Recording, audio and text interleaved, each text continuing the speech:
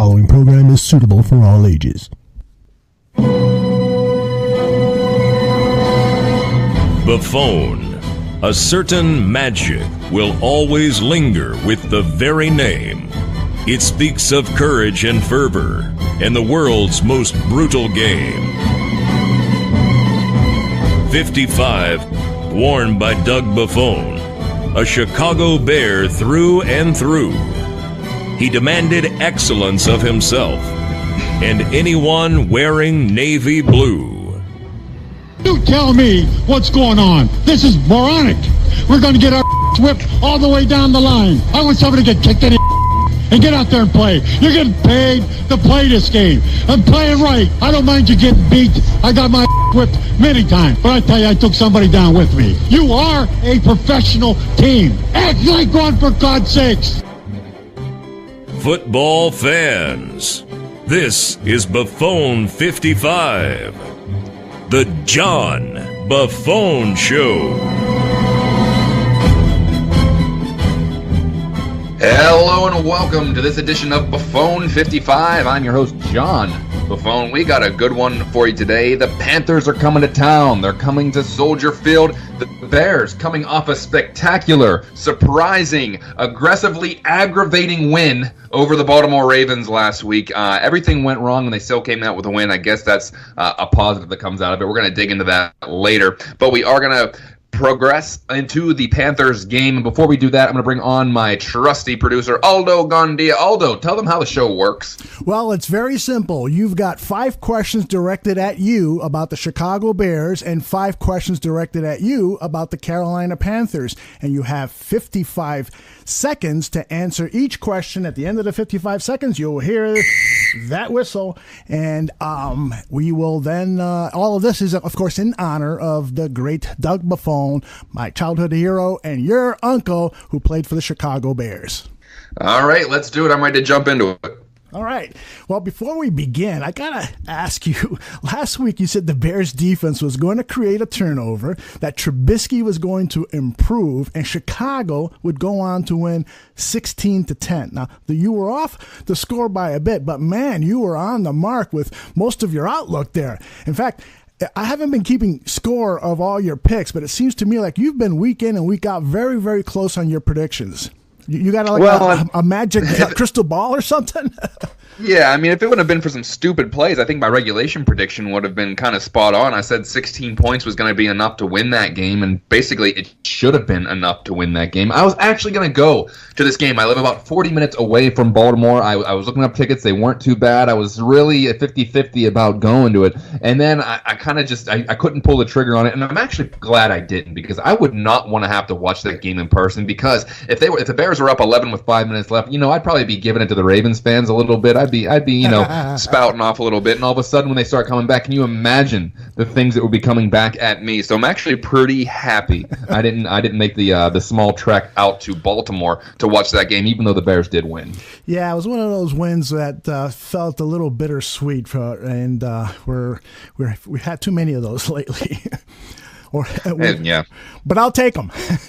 I'll definitely take a bittersweet win over a crushing loss any day. It's just still aggravating. Absolutely. All right, let's get on to question number 1, and again, it's about the Chicago Bears. And I hate to start the questions with negativity, but the Bears did blow that 11-point lead with 5 minutes and 8 seconds to go in the game. There were a number of team and player blunders as outlined by Dan Wiederer in the Chicago Tribune. Now, which of those mistakes that happened most concerns you, and why? John, you're on the clock. I mean, you can look at a number of things, though. I mean, everything kind of ticks you off. But you can say Floyd jumping on 4th and 4. I mean, he was just trying to make a play, and he's a young player. I get that. The special teams was a mess. For me, it's the mental capacity. It's someone not telling Jordan Howard to not run out of bounds on 3rd down with about 50 seconds left. It's not touching Bobby Rainey when he was tackled by his own player, literally tackled by his own player, and the Bears couldn't get him down, and he runs it into the end zone. And then seeing the Ravens go into a full punt block, and then trying to throw things together on the fly before Campanaro takes it to the house. You have 2 timeouts left. maybe call a timeout and figure out what you want to do instead of just saying, what could possibly happen? Maybe call a timeout and say, hey, Pat, if they're in full punt block, maybe kick the thing out of bounds, or at least change up what you're doing a little bit. I've never been more angry at a win in my entire life. 11-point lead with 5 minutes left. You give a kick return off. You give a punt return and a 2-point conversion. I think a lot of this comes down to coaching. I mean, I know these are grown men. They're professional football players, and for the most part, they should know what they have to do. But what is the coaching staff even doing there? Are they basically just taking a laissez-faire attitude and say, hey, we have the game plan, figure it out, we're done? Boy, I couldn't agree with you more. I really, really pin most of that on the coaches just not preparing their team well enough and not instructing on the sideline. So I share your frustration. Okay, question number 2. Now, while the Ravens did score 24 points against the Bears, the defense did not allow a touchdown. Now, you know this Ravens team really well. How much of that dominance by the Chicago defense do you think was the result of the Ravens' ineptness on offense? And bottom line, is this Bears defense becoming one of the conference's better units? John, you're on the clock. Well, I think it was a perfect storm of both. I mean, Flacco isn't good right now, and I don't know if he's going to be good at any time this season. 24 of, I think, 41, only 180 yards and 2 picks. 2 Chicago Bears interceptions on defense. They also got 3 sacks. The secondary looked good. And how about Kyle Fuller? I think he was thrown out about 15 times, and he looked legitimate. He continues to impress week in and week out. It's a contract year for him, so if he keeps this up, he's going to probably hit the free market, and we're going to see how much the Bears are actually impressed with him now. Go figure, in a contract year, he's going to start playing out of his mind, and then the Bears have to decide whether or not this was a flash in the pan year or this is somebody they actually want to invest in. Bottom line, the Bears defense appears to be improving. There's a lot of youth on this team. If they get some people back like Kuechly and the defense and the linebackers get some depth, their line is great. The secondary is playing really well. Maybe this Bears defense does turn into a serious force in the NFC. Boy, it will be interesting to see if Pace sits down with Kyle Fuller's agent sometime before the season is up and uses up some of that cap space that the team has. Very interesting thought there. Okay, question number 3. Now, quarterback Mitch Trubisky now has a touchdown pass in each of his 2 starts.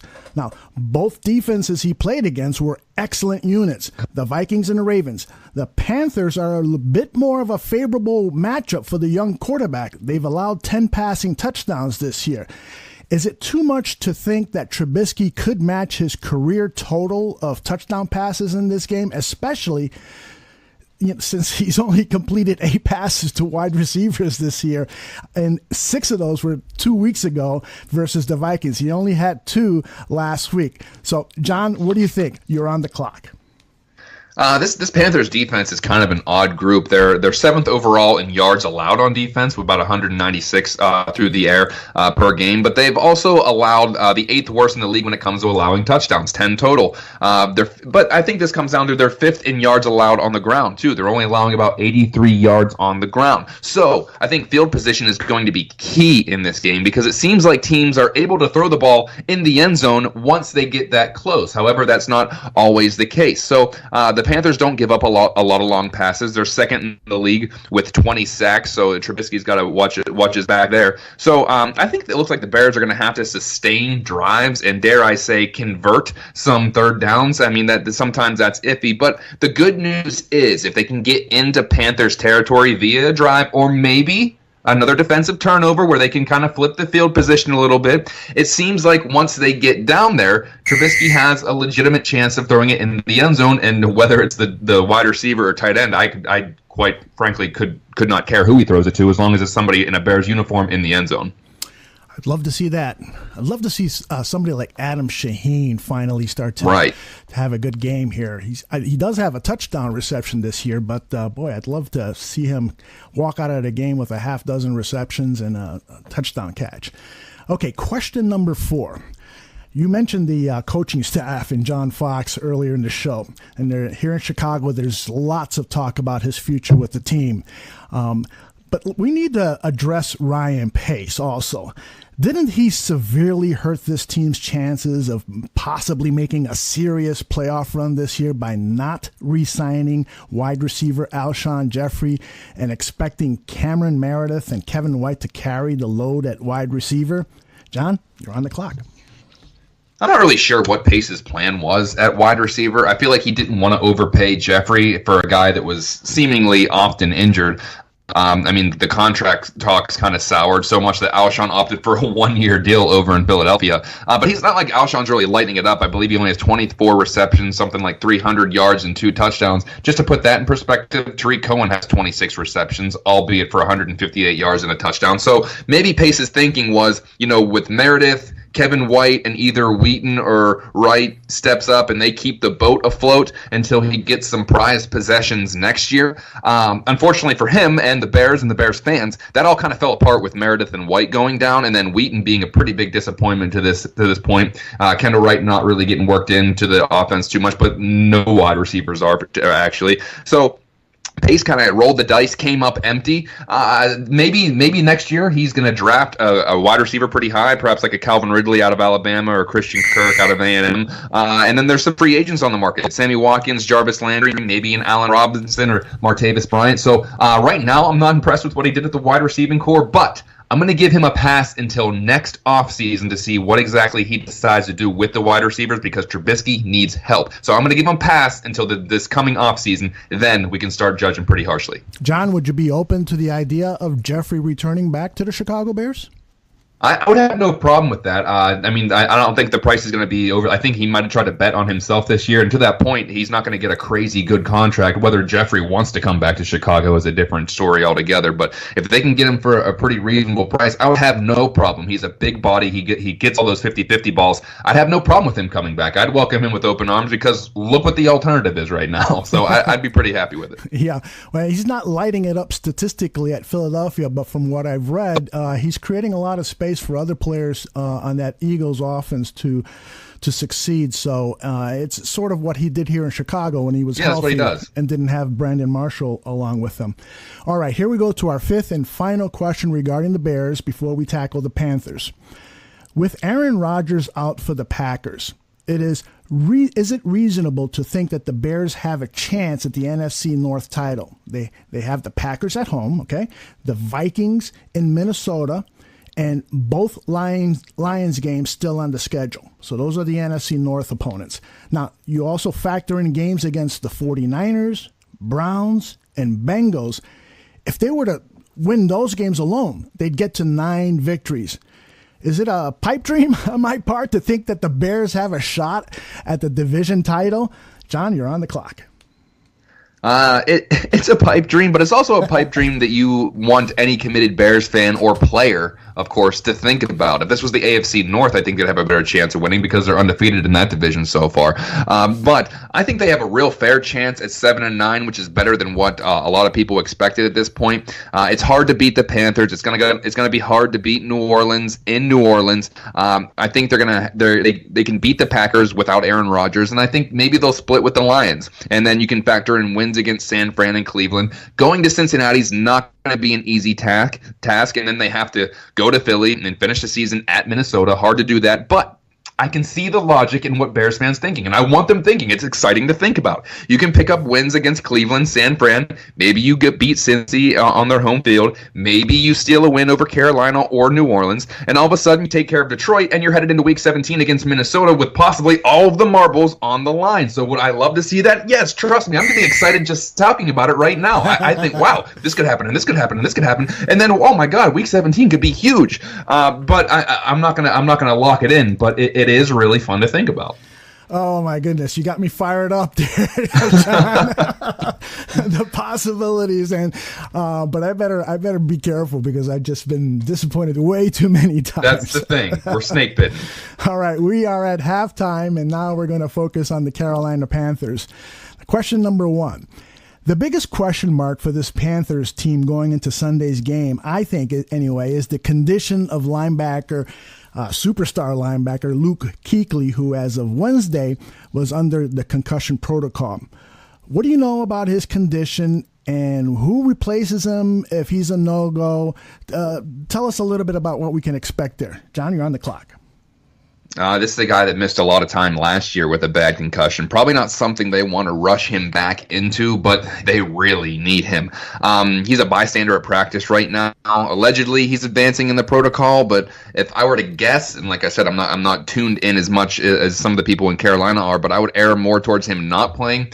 Concussions are serious things. As someone who's suffered a good amount of concussions himself, I can tell you that they only get worse as you keep adding them on and piling on the numbers as far as concussions you have. So I think if I'm Kuechly, obviously he wants to play. He's a football player. But if I'm the Panthers, I want to maybe err on the side of caution and say I don't want to risk this guy's career and possibly health going forward by you rushing him out a week or two early. So if he doesn't go, they probably go with third-year guy David Mayo. He's a fifth-rounder out of Texas State, who's never really started a game and basically is a special teams guy at this point, had some issues with pass coverage against the Eagles, so that could open up some more opportunities for the tight ends of Chicago. Maybe Shaheen does have that breakout game if he's getting covered by a lot of linebackers. Well, I'll tell you, you're right about Kuechly. He's sort of become the poster boy for concussions, and it is a serious business. I really hope that they're very cautious with him, and they were last season. I think he sat out the last 3 or 4 games of last season because Coach Ron Rivera says that he errs on the side of caution. So first and foremost, let's just hope that he's okay. Right. All righty, question number 2. In last week's loss to the Philadelphia Eagles at Carolina, the Panthers showed a lack of a running game, and it's been pretty much that way all season. Now, last week they had 14 carries for 11 yards. If not for Cam Newton's 71 yards rushing, that probably would have been a franchise low. What the heck is happening with this Panthers run game? You're on the clock. Well, I think they're still trying to find an identity in the run game. Jonathan Stewart only has 247 yards on the ground. That's averaging about 40 yards per game. He's doing Jonathan Stewart things and not really practicing throughout the week because of nagging injuries. That's kind of become his calling card the last couple of years. Maybe he's not what he once was. He can't ever really build up a rhythm because he doesn't get a whole lot of reps at practice.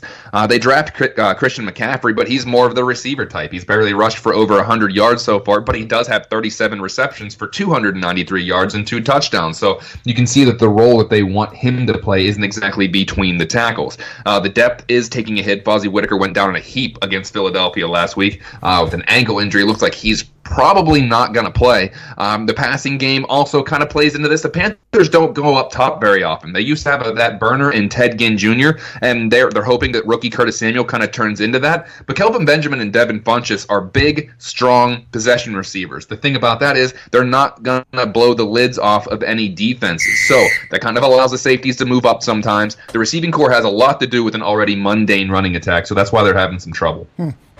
Going to be interesting to see if the Bears can capitalize on those troubles. All right, this is the question I've most been looking forward to your response. Is Cam Newton an elite quarterback? Now, without a run game and a defense that could be missing its best defensive player, can he put this team on his shoulders and beat this Bears defense? John, you're on the clock. Oh, man, elite. There's the buzzword. It's a kind of a subjective term. I mean, how many elites are there? You would think there aren't too many. You think of Brady, Breeze, and Rodgers. Does that extend to guys like Matt Ryan? Cam's a former MVP, so does that extend to him? I love Cam as a player, and I think elite sometimes means that you would drop your quarterback right now for that particular guy. So I counted as many as 14 teams currently in the NFL that would absolutely drop their quarterback right now for Cam Newton. So if that means elite, then yeah, I guess, or maybe he's in that second tier. I mean, he can sneak into that equation because he can take over a game. In years past, they couldn't get the run game going, or the passing game was slow, and his ability to run was the great equalizer. If the run game's bottled up and the pass game is stagnant, then the coverage is good, and then all of a sudden you're not looking for a second. He breaks off a 40-yard run down the field. So he's 6'5" and 250. He's like trying to tackle a refrigerator. So when he takes off, all of a sudden defenders are keeping their eye in the backfield, keeps them uneasy. If something big opens up for a receiver, or no one pays attention to an outside toss, and a running back has a big game. So yeah, he's a great equalizer. And as far as elite talent, I don't even really know what that means, but sure, because he can take over a game by himself. Well, you presented a really cool image in my mind, or an interesting image of Leonard Floyd tackling Cam Newton. Is he going to have trouble with that, given Floyd's lean body build? I got to ask you one more question about Cam before we move on. What do you think about his wardrobe? Well, I mean, there's no dress code in the NFL. That's for sure. And I think a lot of guys like to express themselves throughout that. So he's a guy that's fearless. He has so much confidence in himself that he wears whatever he wants. So you got to respect that. Not necessarily something that I would wear, whenever I'm doing my TV hits. But it's definitely if you feel so much confidence in yourself, you can dress any way you want. And so far in his career, he's basically backed it up. Yeah, he certainly has. Yeah, I was going to ask if you had anything like that in your wardrobe. Not quite. No, not quite. All right, question number 4. Now, what's going on with this Panthers team inability to create turnovers? They rank 31st in the NFL in creating turnovers. The Bears are 25th. Through 6 games, the Panthers have picked off just 1 pass, and that came in the season opener. What's going on, John? You were on the clock. Well, until last week, the Bears haven't really been lighting up the turnover column either. So they're 4th in total defense. It's a good defensive squad. They're 9th in points per game and penalties. But we've seen this with the Bears a lot. Sometimes you're in the right defensive position and you just can't come up with the pick. Their corners aren't bad in Worley and Bradbury. Mike Adams and Kurt Coleman are pretty good safeties for the most part. Their only interception did come from Luke Kuechly, so that's not exactly a great sign because he might not even play. If you don't have ball hawks back there, this is what you get sometimes. You get batted down balls, which are good because you don't want completions, but they don't exactly show up on the score sheet either like interceptions do. By the way, this could be good news for Mitchell Trubisky because maybe he gets let off the hook a few times if he throws some interceptable balls, or if there's an errant throw, or if he tries to force something. If the Panthers are having a hard time picking the ball off, maybe this gives Mitchell Trubisky a second, sometimes third chance, and maybe you don't see that bad interception at the end of the game. So obviously they're not intercepting the ball. Well, that's always good news for the Bears quarterback. Do you think the Dow Loggins and John Fox should let him throw a little more? I mean, the game plan the last 2 weeks has been so conservative. What do you think? It's crazy that we have to ask, do you think you should let your quarterback throw a little bit? I think they should. So, I mean, maybe open it up a little bit. You're against a team that's not, crazy it doesn't have crazy amount of interceptions. Let's see what he got. I mean, I get it. It's only his 3rd game. I get it. You don't want to kill the kid's confidence. But if it's going to be a bad game that kills his confidence, he's not the guy you want in there anyway. So go in there, let him sling it a little bit, see what he has. I mean, are we thinking Super Bowl this year? No. Let's see what the kid has as far as comprehending the defense, throwing it downfield a little bit. Let's see if a wide receiver can catch a ball. That'd be nice too. Yeah, I'd love to see that. All right, our 5th and final question about the Panthers. I was looking at the stats, and I saw that the Bears are among the worst first quarter offensive teams. They're only averaging 1.5 points per game, and that's 30th in the NFL. And then I started to think, well, that probably is because they like to defer a lot, and when they win the coin tosses, I think they've won all but one of their coin tosses. Now, given that this Panthers offense is one-dimensional because they don't have a running game, wouldn't it make sense to try to get the first possession of the game's at home, and you're playing against a defense that's not creating turnovers? Why not get the ball first, get on the board first, and get ahead of this team? What do you think? You're on the clock. I mean, I've always been a fan of deferment. Maybe that's the Madden player, and go ahead and don't start the game on defense. Puts the pressure on the opposing offense to score first, and then you find yourself in a hole that maybe you can. If you find yourself in a hole, you can kind of dig yourself out of it by scoring before the half and kind of trying to get a 2-for-1 where you score before the half, then you get the ball back, and all of a sudden you're back in the game. But like I said, that works a lot better in Madden than it does in the NFL.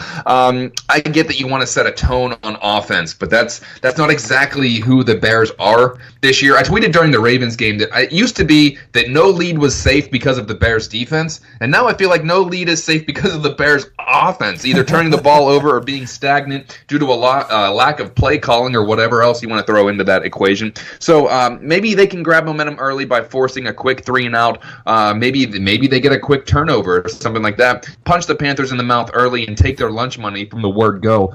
If I felt more confident in the offense to be able to move the ball down and score on the first drive, then I would say take the ball, ram it down their throat, say get used to it. But I don't know if they're at that point yet. If they are, I say take the ball. Right now, maybe try to set the tone with your better asset, which is the defense. All right. Well, you gave away that you're a Madden player. Are you are you playing the latest version of the game? And if so, what do you think? Oh, yeah. Do you like it? Oh, I love it. I mean, well, I'm in an online franchise with my old college roommates, and I actually have a game right after this. So this year's edition, I am so bad at, but I'm in a rebuilding mode. I drafted Deshaun Kaiser, which was probably the worst thing I could have done. So I'm basically tanking for the rest of the year, so I can get the number 1 overall pick for whatever computer generated quarterback is going to be in the draft this year. So in years past, I was much better, but I think that they fixed some of the glitches in the Madden game, so I'm not all that good this year. Wow. Wow, I'm jealous that you're in a franchise league like that. That sounds really cool. All right, we always close the show with your prediction for the upcoming game, and the clock is turned off. John, take it away. Honestly, I feel like this is going to be really close for about 3.5 quarters. I feel like a big play from the Carolina offense is coming, and it's going to put the Bears down double digits, and that's kind of where the Bears are going to get out of their element. They're going to maybe fall flat at the end. It could probably be poetic justice with something like a Julius Peppers strip sack at the end or something like that, just to rub the Bears' nose in it a little bit. I hope I'm wrong, but I think by the end of this, it's going to be close going into the fourth quarter. The Panthers pull away. I'm picking a Panthers win, unfortunately. Like I say, I always hope I'm wrong with this stuff, but I'm picking the Panthers to win this one 23-10. I think it's something like 13-10 in the fourth quarter, but Carolina breaks away, whether it's a Cam Newton big run or something like of that nature. So I think the Bears are going to keep this close. I got to pick the Panthers 23-10. I hate doing that, but I can't be a homer every time. So I like the Panthers to pull away 23-10. And just before we go, I just want to mention that the Bears Barroom Radio Network, it offers a variety of shows, not just this one, a lot of cool formats on this network. Although you're going to have Bradley Smith. He's the managing editor of CatScratchRead.com. He's going to preview. Obviously, he's tuned in with the Panthers. He's going to give you everything you need to know about the Panthers. That's Bears on Tap on Friday morning. You can download that. And to subscribe to the Bears Barroom Radio Network, the easiest way is to go to podbean.com and in the search bar type in Bears Barroom. And of course, we will pop up. From there, you can download it to any of your podcast delivery channels. You can do the same with iTunes. Just type in Bears Barroom, and there you go. We also have a YouTube channel that offers up analysts on all the Bears players. And don't forget to follow us on Twitter at Bears Barroom. You can find me and all of my snarky remarks at JD Buffone. The D is for Doug. That's a family name, JD Buffone. But that will do it for this edition of Buffone 55. Thanks for tuning in. If you missed anything, feel free to download the podcast later. Go back and then let me have it on Twitter if I said something that sounds stupid, which I'm sure you can probably find something. So until next time, we will see you next week.